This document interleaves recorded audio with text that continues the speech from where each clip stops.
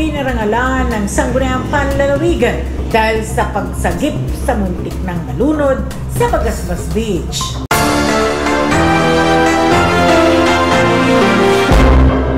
Tinawaran ng pinakamataas na pagkilala sa ika-119th regular session si Mr. Salvador Onyo Oclares Jr. Nasa 80 gulang, may asawa at residente ng Barangay Bagasbas, Daet. Sa pagpapakita ng kanyang kabayanihan, ang pagkilala na ito ay dahil sa kanyang pinakitang kabayanihan nang sagipin niya ang isang babaeng nalulunod sa Bagasbas Beach. Ayon kay Ginoong Oclares, nagsimula siyang mag-surf taong 2000 at nagtrabaho bilang isang lifeguard ng MDRRMO Daet sa loob ng 10 taon. Binahagi niya din na noong panahon na siya ay nagligtas ay kasalukuyan siyang hindi na nagtatrabaho bilang lifeguard. Pero hindi siya nagdalawang isip na sagipin ng babaeng nalulunod. Agad siyang tumungo gamit ang kanyang surfboard sa parte ng dagat kung nasaan ang babae. Then, pag whistle po rin lang yun, narinig ko yung whistle, tinignan ko kung saan sila tatakbo, sa left, sa tapat ng police station. Possible, mayroong current dun. Pagtingin ko sa gitna, may ulo, buhok. Yun,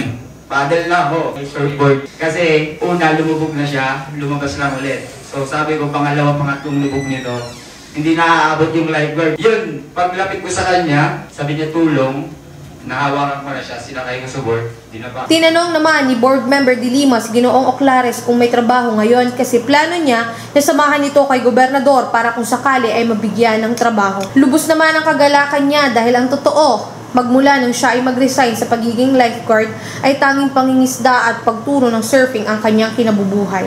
Lubos naman pinasalamatan ng mga miyembro ng Sangguniang Panlalawigan si Ginoong Oclares sa pagpapakita ng katapangan at kabayanihan sa pagligtas sa babaeng dayuhan. Tumanggap siya ng sertipiko at cash gifts galing sa Sangguniang Panlalawigan.